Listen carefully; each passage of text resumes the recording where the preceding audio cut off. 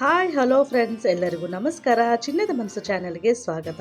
ಬನ್ನಿ ಇವತ್ತು ಸಿಂಪಲ್ಲಾಗಿ ಈಸಿಯಾಗಿ ಪನ್ನೀರ್ ಬಿರಿಯಾನಿ ಹೇಗೆ ಮಾಡೋದಂತ ನೋಡೋಣ. ಇದಕ್ಕೆ ಮೊದಲಿಗೆ ಒಂದು ಬೌಲ್ ತೊಗೊಂಡು ನಾನಿಲ್ಲಿ 2 ಗ್ಲಾಸಷ್ಟು ಅಕ್ಕಿಯನ್ನು ತೊಗೊಂಡಿದ್ದೀನಿ. ನೀವು ಇಲ್ಲಿ ಬಾಸ್ಮತಿ ಅಕ್ಕಿ ಆದರೂ ತೊಗೋಬೋದು, ಇಲ್ಲಾಂದರೆ ಮನೇಲಿ ಡೈಲಿ ನಾವು ಅನ್ನ ಮಾಡ್ಕೊಳಕ್ಕೆ ಬಳಸ್ಕೊತೀವಲ್ಲ ಆ ರೈಸ್ ಆದರೂ ತೊಗೋಬೋದು.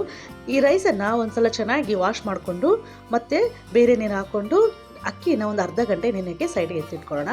ಈಗ ಮಸಾಲೆಗೆ 4 ರಿಂದ 5 ಲವಂಗ, ಒಂದು ಸ್ವಲ್ಪ ಚಕ್ಕೆ, ಒಂದು 8-10 ಬೆಳ್ಳುಳ್ಳಿ, ಒಂದು ಅರ್ಧ ಇಂಚಷ್ಟು ಶುಂಠಿ, ಸ್ವಲ್ಪ ಕೊತ್ತಂಬರಿ ಇವೆಲ್ಲವನ್ನು ಹಾಕ್ಕೊಂಡು ಚೆನ್ನಾಗಿ ಮಸಾಲಾನ ಪ್ರಿಪೇರ್ ಮಾಡ್ಕೊಳ್ಳೋಣ. ನೋಡಿ, ನಾನಿಲ್ಲೊಂದು ಸ್ವಲ್ಪ ಒಂದು ಅರ್ಧ ಗ್ಲಾಸಷ್ಟು ನೀರು ಹಾಕ್ಕೊಂಡು ಮಸಾಲಕ್ಕೆ ರೆಡಿ ಮಾಡ್ಕೊಂಡಿದ್ದೀನಿ. ಈಗ ಇದನ್ನು ಸೈಡಿಗೆ ಎತ್ತಿಟ್ಕೊಳ್ಳೋಣ. ಪನ್ನೀರ್ ಬಿರಿಯಾನಿ ಮಾಡೋದಕ್ಕೆ ನೀರನ್ನು ಕಟ್ ಮಾಡ್ಕೊಳ್ಳೋಣ. ಫ್ರೆಂಡ್ಸ್, ಯಾರ್ಯಾರು ನನ್ನ ಚಾನಲ್ ನೋಡ್ತಾ ಇದ್ದೀರಾ ಅವರೆಲ್ಲರೂ ದಯವಿಟ್ಟು ನನ್ನ ಚಾನಲನ್ನು ಸಬ್ಸ್ಕ್ರೈಬ್ ಮಾಡ್ಕೊಳ್ಳಿ, ಹಾಗೆ ಶೇರ್ ಮಾಡಿ, ಲೈಕ್ ಮಾಡಿ. ನೋಡಿ, ಪನ್ನೀರನ್ನು ನಿಮ್ಗೆ ಯಾವ ಸೈಜ್ ಬೇಕೋ ಆ ಸೈಜಲ್ಲಿ ಕಟ್ ಮಾಡ್ಕೊಂಡು ಸೈಡ್ಗೆ ಎತ್ತಿಟ್ಕೊಳ್ಳೋಣ. ಈಗ ಒಂದು ಒಲೆ ಮೇಲೆ ಕುಕ್ಕರ್ ಇಟ್ಟು ಕುಕ್ಕರಲ್ಲಿ ಎಣ್ಣೆ ಹಾಕ್ಕೊಂಡು ಎಣ್ಣೆ ಬಿಸಿಯಾದ ನಂತರ ಕಟ್ ಮಾಡಿ ಇಟ್ಕೊಂಡಿರೋ ಪನ್ನೀರನ್ನು ಹಾಕಿ ಚೆನ್ನಾಗಿ ಗೋಲ್ಡನ್ ಕಲರ್ ಬರೋವರೆಗೂ ಎಣ್ಣೆಯಲ್ಲಿ ಫ್ರೈ ಮಾಡ್ಕೊಳ್ಳೋಣ. ಈಗ ಚೆನ್ನಾಗಿ ಫ್ರೈ ಆಗಿದೆ. ಈಗ ಇದನ್ನು ಸೈಡಿಗೆ ಎತ್ತಿಟ್ಕೊಳ್ಳೋಣ. ಈಗ ಉಳಿದಿರೋ ಎಣ್ಣೆಗೆ ಒಂದು ಸ್ವಲ್ಪ ಬೆಣ್ಣೆಯನ್ನು ಹಾಕ್ಕೊಂಡು ಬೆಣ್ಣೆ ಕರಿಗಿದ ಮೇಲೆ ಒಂದು 4 ರಿಂದ 5 ಗೋಡಂಬಿ ಹಾಕಿ ಗೋಡಂಬಿ ಕಲರ್ ಚೇಂಜ್ ಆಗೋದು ಫ್ರೈ ಮಾಡಿದ್ಮೇಲೆ 1-2 ಹಸಿಮೆಣಸಿನ್ಕಾಯಿ, 1-2 ಒಣಮೆಣಸಿನ್ಕಾಯಿ, ಹಾಗೆ ಒಂದು ಸ್ಟಾರು, 1-2 ಏಲಕ್ಕಿ, ಸ್ವಲ್ಪ ಸ್ಟೋನ್ ಫ್ಲವರ್ ಇವೆಲ್ಲವನ್ನು ಹಾಕಿ ಕಲರ್ ಚೇಂಜ್ ಆಗೋವರೆಗೂ ಫ್ರೈ ಮಾಡೋಣ. ಈ ನಂತರ ಇದಕ್ಕೆ ಉದ್ದಕ್ಕೆ ಹಚ್ಚಿದಂತಹ ಈರುಳ್ಳಿಯನ್ನು ಹಾಕಿ ಈರುಳ್ಳಿ ಸಹ ಕಲರ್ ಚೇಂಜ್ ಆಗೋವರೆಗೂ ಚೆನ್ನಾಗಿ ಫ್ರೈ ಮಾಡೋಣ.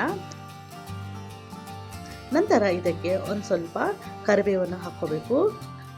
ಈಗ ಎಲ್ಲ ಚೆನ್ನಾಗಿ ಗೋಲ್ಡನ್ ಕಲರ್ ಬರೋವರೆಗೂ ಫ್ರೈ ಮಾಡೋಣ. ನಂತರ ಇದಕ್ಕೆ ನಾವು ಪ್ರಿಪೇರ್ ಮಾಡ್ಕೊಂಡಿರೋ ಮಸಾಲಾನ ಹಾಕ್ಕೊಂಡು ಮಸಾಲೆ ಸಹ ಚೆನ್ನಾಗಿ ಹಸಿ ವಾಸನೆವರೆಗೂ ಫ್ರೈ ಮಾಡ್ಕೊಂಡ್ಮೇಲೆ ಇದಕ್ಕೆ ಒಂದು ಅರ್ಧ ಟೀ ಸ್ಪೂನಷ್ಟು ಅರಿಶಿನ ಹಾಕೋಣ.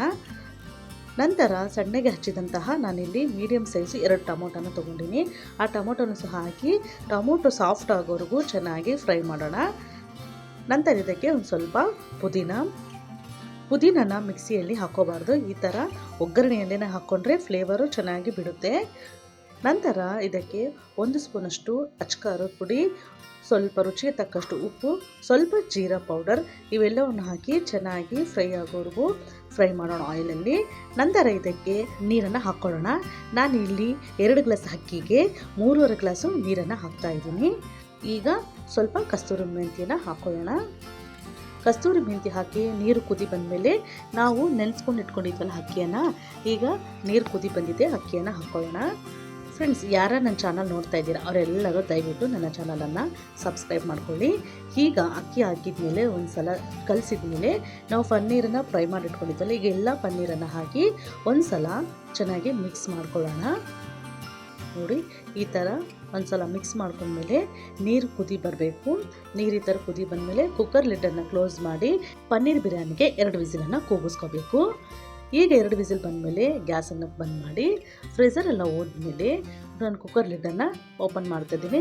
ನೋಡಿ, ಎಮ್ಮಿ ಆಗಿರುವಂತಹ ಪನ್ನೀರ್ ಬಿರಿಯಾನಿ ತುಂಬ ಈಸಿಯಾಗಿ ಕ್ವಿಕ್ಕಾಗಿ ನೀವು ಮಧ್ಯಾಹ್ನಕ್ಕೆ ಲಂಚ್ಗಾದರೂ, ನೈಟ್ ಡಿನ್ನರ್ಗಾದರೂ ಅಥವಾ ಮಾರ್ನಿಂಗ್ ಬ್ರೇಕ್ಫಾಸ್ಟ್ಗಾದರೂ ಈಸಿಯಾಗಿ ಮಾಡ್ಕೋಬೋದು.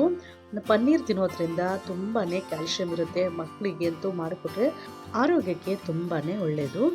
ಈಗ ಬಿರಿಯಾನಿನ ಒಂದು ತಟ್ಟೆಗೆ ಸರ್ವ್ ಮಾಡಿದ್ರೆ ಈಸಿಯಾಗಿ ಕ್ವಿಕ್ಕಾಗಿ ಪನ್ನೀರ್ ಬಿರಿಯಾನಿ ರೆಡಿ ಆಯಿತು. ನೋಡಿದ್ರಲ್ಲ ಫ್ರೆಂಡ್ಸ್, ಎಷ್ಟು ಈಸಿಯಾಗಿ ಮಾಡೋದು ಪನ್ನೀರ್ ಬಿರಿಯಾನಿ ಅಂತ. ನೀವು ಸಹ ಮನೆಯಲ್ಲಿ ಒಮ್ಮೆ ಟ್ರೈ ಮಾಡಿ ಹೇಗೆ ಬಂತು ಅಂದಂಗೆ ಕಾಮೆಂಟ್ ಮಾಡಿ ತಿಳಿಸಿ. ಹಾಗೆ ನನ್ನ ಚಾನಲನ್ನು ಸಬ್ಸ್ಕ್ರೈಬ್ ಮಾಡೋದು ಮರಿಬೇಡಿ. ಮತ್ತೆ ಮುಂದಿನ ವಿಡಿಯೋದಲ್ಲಿ ಭೇಟಿಯಾಗೋಣ.